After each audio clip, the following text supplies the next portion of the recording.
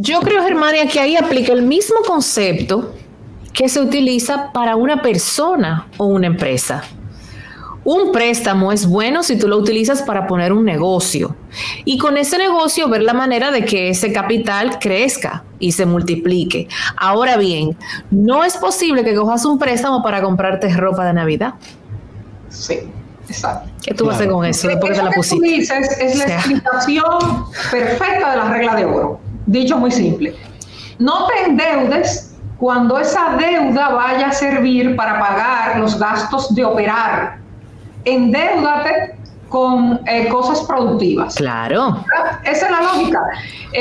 Porque al final el vestido te lo vas a poner una sola Navidad o dos y ya, y no te va a generar otro ingreso que compense lo que tú buscaste prestado para poder comprártelo. Eso no genera nada. Exactamente. Hay que invertirlo en cosas que generen un valor agregado para que la gente entienda, porque lo hacemos en nuestra propia economía familiar, en nuestra propia empresa, etcétera. No quiero despedir a Germania sin tocar el tema del subsidio a las distribuidoras de electricidad. Sigue siendo la espada de Damocles de esta economía. Por un lado vemos un sistema electroenergético que habla de una mejoría en la generación, que se consume todo lo que se genera, etcétera, etcétera, pero seguimos teniendo un déficit en las distribuidoras que, según lo que se ha planificado para este presupuesto del próximo año, ronda creo que los 86,000 millones de pesos. ¿Es así? Sí. Con el tema de las distribuidoras, algún día vamos a tener que retomar conceptos que cuando la gente lo menciona, cuando uno lo menciona, por lo menos a mí me ven mal, de capitalización, de mirar el futuro de las empresas públicas y todo lo demás. ¿Por qué? Porque realmente las generadoras capitalizadas, de las cuales el Estado es dueño de la mitad, generan utilidades. Utilidades para los dueños privados y para el Estado, y le entregan dinero al Estado. Las empresas que fueron capitalizadas de ese sector son rentables. Sin embargo, por un aspecto particular posiblemente de una pésima gestión de alguien que ingresó a ese sector en el momento de la capitalización, se generó un proceso de involución que ha terminado en algo peor. Eso va a ser un barril sin fondo.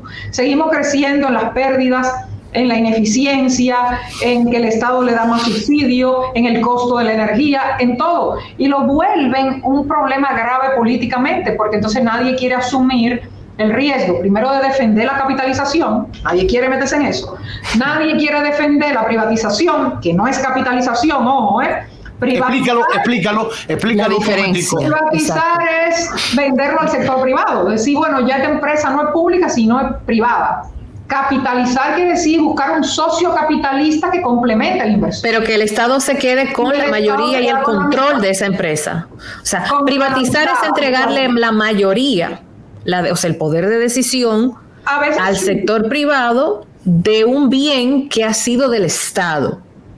Pero eso no tiene nada de malo si el Estado no lo sabe hacer bien por un momento determinado. Ojo, no quiero decir que esté bien siempre. No. Lo que quiero decir es que si satanizar la capitalización es incorrecto, porque hay empresas capitalizadas, a pesar de que tienen el control del Estado, ¿cómo se llama? No, el Estado tiene la mayoría, pero siguen la gestión, la parte administrativa, tiene el sector privado y funcionan bien y le dejan dinero a todo el mundo, que al final es el objetivo.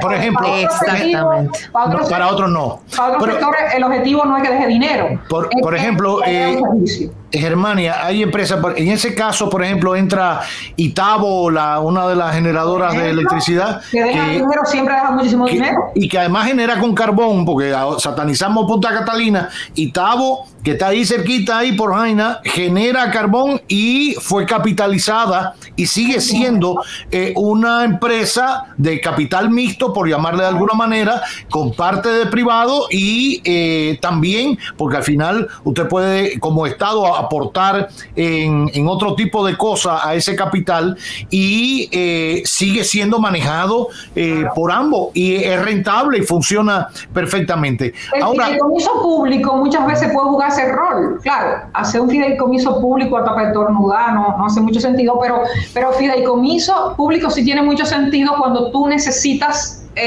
digamos, asegurar para algunos fines que un patrimonio va a estar separado y va a ser gestionado de manera separada. Por ejemplo, en muchos países de Sudamérica se suele crear un fideicomiso para inversiones públicas particulares. ¿Por qué? Porque ese fideicomiso puede salir a tomar deuda con dinero de los impuestos que se va a recaudar y que se especializa o se segrega. Eso se hace en Sudamérica y nadie se ha muerto. Hay cosas incorrectas y hay cosas correctas, pero no podemos satanizar los instrumentos porque por un discurso de todo debe ser del Estado o no debe ser del Estado. Hay cosas que sí deben ser del Estado, hay cosas que han demostrado que no funcionan en el Estado y hay cosas que estuvieron bien capitalizadas, que ahora nadie lo quiere decir, como muchísimas otras cosas. Pues en el caso mío, yo sí, igual que creo que darle el 26% de los recursos solo al Ministerio de Educación es incorrecto, así creo que muchas empresas capitalizadas estuvieron bien capitalizadas. Ahora, por último, volviendo al tema de las sedes, en el programa de gobierno del PRM planteaban la opción de privatizar o hacer esta asociación público-privada para las distribuidoras de electricidad. Eso en realidad resuelve, porque al final el pollo del arroz con pollo con la sede, para que la gente entienda, es que no cobran la energía servida porque le da pena al pobre, porque espérate que aquel se enganchó, porque no tengo la capacidad para eso, porque dependo, por ejemplo, de contadores eléctricos que no acaban de llegar y que no le puedo quitar la energía a la gente, pero yo como empresa no soy capaz de ponerle un contador eléctrico para saber lo que consume y cobrarle en función de esa. Eso es así, pero tú tienes que agregarle un pedacito más, y es que si aparte de ese lastre que tenemos, que hay que tenerlo ahí guardado, ¿verdad? Si aparte de eso dejamos que se pierda la energía, no somos eficientes en la gestión de prestación de servicios, en la gestión de compras, de comprar transformadores, de comprar yo no sé qué cosa, de comprar medidores, o sea, si ni siquiera somos eficientes en eso, estamos reduciendo esa entidad a contratar empleados para gestionar un subsidio. Eso es muy negativo.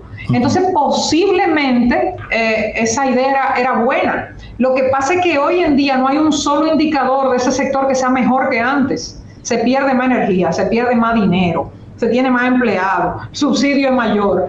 Entonces, para llegar a alguna solución no podemos involucionar en lo que tenemos. Es como un proceso de automatización, para poner un ejemplo sencillo.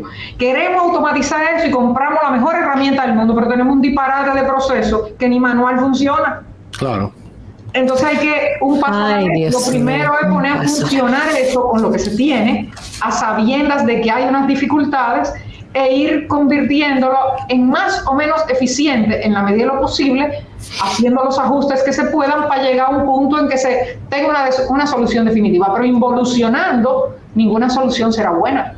Por último, ahora sí de verdad, el próximo año, porque quizás hicieron este presupuesto, Germania, el gobierno, bueno, tiene la posibilidad de reelegirse en el próximo año en las elecciones de mayo.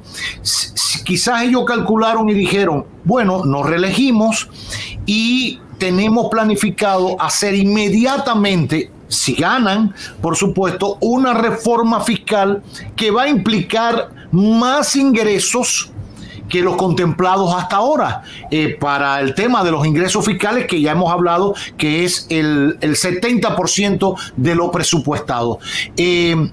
¿Es válido ese razonamiento? ¿Estamos ya abocados, no aguantamos más postergar una reforma fiscal, se reelija o no este gobierno? Bueno, puede ser que el gobierno esté apostando a eso, y si ya tiene su reforma hecha, guardada por ahí, y si gana en mayo, la somete después, o si gana en segunda vuelta, no sé, en agosto, cuando sea, ¿verdad? Lo que pasa es que no creo que los ingresos que puede generar una reforma, salvo un par de cosas, entren mucho en el mismo 2024. Hay que pensar en el 2025, básicamente.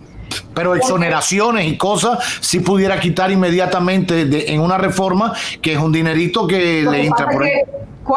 Por ejemplo, ¿cuáles son los impuestos que se cobran de una vez? El ITEVI y el selectivo al consumo, y son esos dos básicamente, ¿verdad? Eso es lo que más rápido se cobra. Sí. Todo lo otro tiene que esperar un año. Entonces, supongamos que llegan y dicen, quitamos todas las exenciones de ITEVIS. Bueno, se pueden quitar algunas, pero algunas tú tienes que esperar porque hay empresas, una cantidad importante, que tienen unas calificaciones para una exención, para un proyecto particular, que si tú se la quitas, te va a armar la de Troya. Claro. En el caso del ITEVIS, hay que decirle a la gente también que sí, que es verdad que hay muchas exenciones de ITEVIS, pero la mitad son alimentos. Claro. Y entonces también hay que tomar en consideración a el impacto voy a quitar para generar rápido dinero. Uh-huh. Sí, y ahí hay un tema de costo político, costo social, claro, versus ingresos, y ahí es donde viene el diferendo entre los políticos y los económicos y los economistas, que siempre se ven las caras en una mesa. Pero yo pienso que el equilibrio debe primar. Claro. El equilibrio, el que te diga a ti que se necesita una reforma de 4% del PIB o 5% del PIB, en mi opinión, va a ser peor la medicina. Pero sí se necesita la reforma. Pero sí se necesita al menos 2 puntos del PIB adicionales que permitan que el presupuesto tienda a mantenerse equilibrado. Y ahí, como decía Ariel, si yo cada año reduzco la parte del presupuesto que se financia con deuda, a la larga, pues entonces voy reduciendo la deuda total.